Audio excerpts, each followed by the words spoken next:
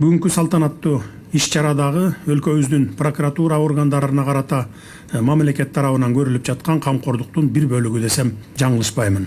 Анткени Свердлов райондук прокуратурасынын имараты, эски имараты 1962 жылдары курулгандыктан, эскилиги жеткен бул жайда кызматкерлердин иштөөсүнө толук мүмкүнчүлүк болбой калган эле.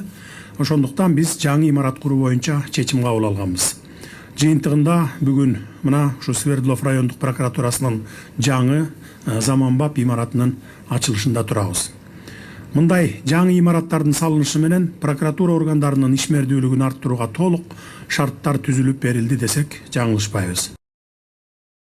Азыркы учурда батирге муктаж болгон кызматкерлердин 40% кызматтык турак жай менен камсыз болгон.